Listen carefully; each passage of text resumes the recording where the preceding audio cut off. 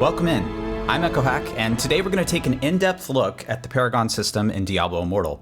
I hope this guide will help you plan your character for the next test phase for Diablo Immortal, and for the eventual launch of the game. A quick disclaimer, the game is currently in closed alpha, meaning that anything I show you today could change or be rebalanced before launch. So let's hop into the game. The first thing I want to show you here is the Paragon button in the top right. And the first thing you'll notice is that Paragon is now divided into a skill tree-like system. Paragon points are assigned to each node in a tree. Each choice you make is permanent. There are no skill tree resets anywhere in the game. At first glance, you might think that no resets is a bad thing. But it's also important to note that the Paragon system is not infinite, meaning that eventually you can obtain every node in every skill tree. This means that if you make a choice early on that you're unhappy with, it's easy to simply level up again to get the points that you need. I personally have found it to be very rewarding for players who carefully plan out their characters in detail. My hope is that by teaching you some of the principles of how the Paragon system currently works today, that you can create a plan for your own character that you think works best. Now, each Paragon tree allows up to a maximum of 100 points each. Currently, there are 5 trees in the game, meaning that the current theoretical Paragon level cap is 500. Blizzard has also stated that additional Paragon trees will be added to the game over time, and indeed, between technical alpha and the closed alpha, we received a new Paragon tree. Getting Paragon levels in Immortal is quite challenging, and I expect that even the top tier players will take 2 months at release to reach Paragon 500. Perhaps a world first Paragon 500 can be reached in a month using certain strategies. In any case, all of this is just to illustrate the fact that there is a long, but not infinite, endgame grind for players to enjoy.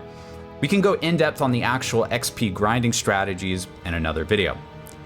Each Paragon tree has active nodes and passive nodes. You'll notice here on the Vanquisher tree that there are active nodes that are squares and passive nodes that are circles. This is true across all the trees. Active nodes are unique abilities that are particular to a Paragon tree. These abilities only function when the tree itself is active. Now, let me activate the Vanquisher tree for you. There's a couple ways I can do that. I'm here in the Vanquisher tree itself, and I can tap on this up here and it will activate. And now you can see the icon is glowing gold.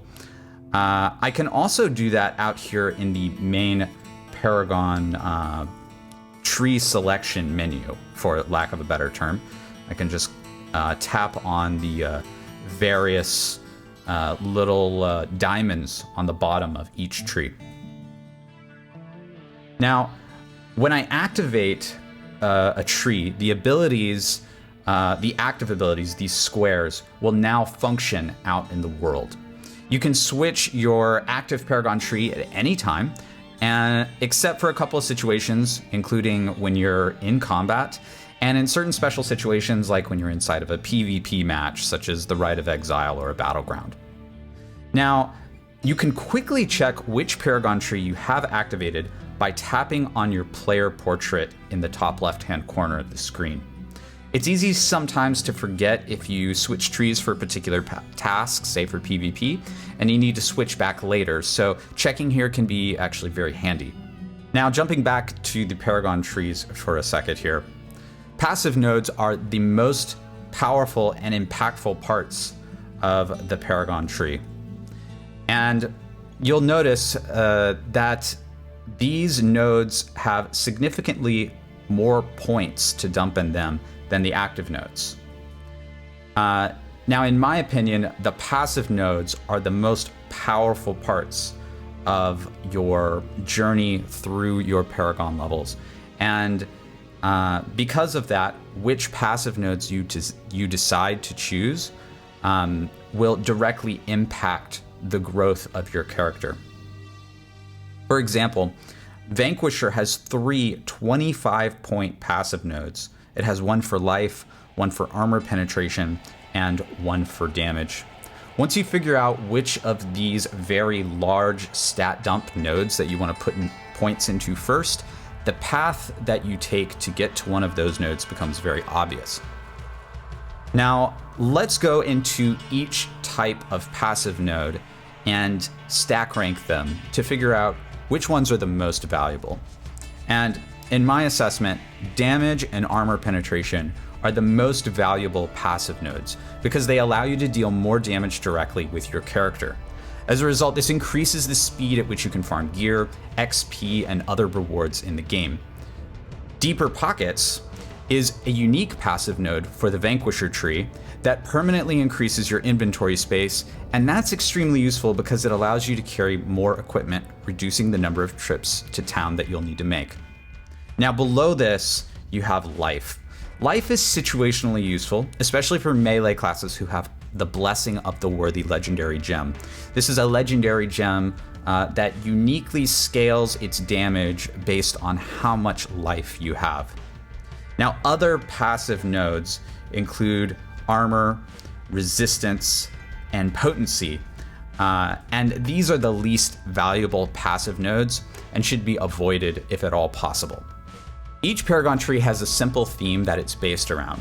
Additionally, each tree after Vanquisher and Survivor unlocks every 50 Paragon levels you gain.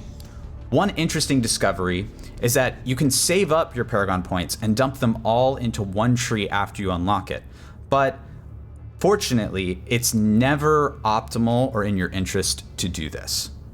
Now, let's dive into each individual tree and explain the optimal path for most characters. The first two trees that we have to choose from at Paragon level 1 are Vanquisher and Survivor. And Vanquisher by far is not only the first tree you should select, but perhaps the most powerful tree in the game at the moment. So you want to start with Vanquisher. And where you want to start with Vanquisher is on this bottom set of nodes, right here on the 5/5 damage node. After that, you're going to go to 1/1 Zeal, and then you're going to dump 25 out of 25 points into damage. This is a very early, powerful node. From here, you're going to go to Wrath, and then 25 out of 25 armor penetration. This is a significant amount of armor penetration, 1500 armor penetration, that your character can get very early on in the game. Now, one thing to note here is that armor penetration itself does have a soft cap, but it's unlikely that you're going to hit that soft cap until you're around Paragon 150, and even then, this is something that might change before the launch of the game. Now, if you do the bottom path, and the next place you'll want to go is the top path. And the main reason you'll want to do the top path is currently at this Paragon level 57, Vanquisher is going to be your only active tree. So taking advantage of the other active nodes in the tree is very advantageous for you. Additionally, you're going to pick up Deeper Pockets. This is the only tree that actually has this unique passive that allows you to increase your inventory space. This is going to reduce the number of trips that you make to town, and it's going to make your grinding efficiency even higher. Now, once you finish out the bottom and the top paths of the Vanquisher tree, you're going to have 74 points invested into Vanquisher. And at level 50, you unlock Treasure Hunter. And that's where we're going to go next. Now, Treasure Hunter, you'll basically want to go straight across the middle for Treasure Hunter. You're going to take the nodes all the way here to 15 out of 15 damage. And you're going to go straight across all the way here to armor penetration.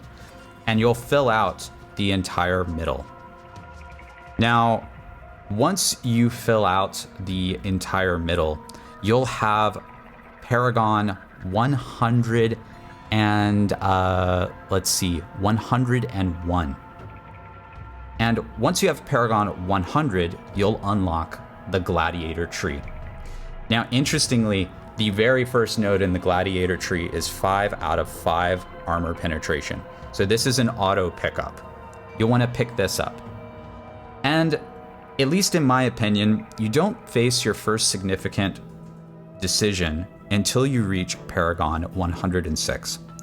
And once you reach Paragon 106, you have a decision to make between whether you want to specialize yourself more for PvP or non-PvP.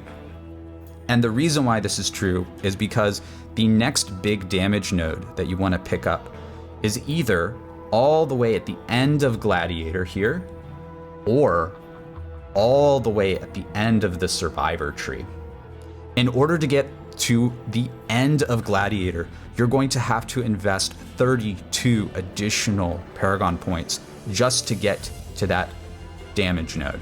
Now for the Survivor tree, you're going to have to invest 34 points in order to get to that damage node all the way at the end. Survivor might be a better choice for you if you're a PvE focused player, however, because along the way to pick up that damage node, you're going to pick up armor, life, and potentially some actives that you care more about for PvE content. However, if you're more interested in PvP content, then Gladiator is the one to pick up first. Once you're done, let's say you take Gladiator, you'll be Paragon 163, and you'll have unlocked the Soldier tree. If you take Survivor and you go all the way to the end of the damage nodes there, you'll be Paragon 165. Either way, you'll be about mid 160s when you really start thinking about investing in the Soldier tree. Now the Soldier tree is group-based PvE and PvP abilities. And the damage nodes in this tree are quite easy to get. It takes 16 points to get to this 15-point damage node, and then it only takes one more point to hop over to this 20 armor penetration node. In total, after you hit Paragon 163 or 165, you'll come over here to the Soldier tree and pick up 52 points, at least in Soldier. At that point, you can make a decision to go back to Gladiator or Survivor, whichever one you didn't take first, fill out the rest of that tree.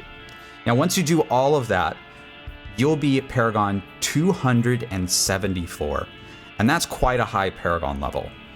You'll have unlocked every single important damage node in all of the trees that currently exist in the game, and you'll have exhausted all of these easy damage nodes.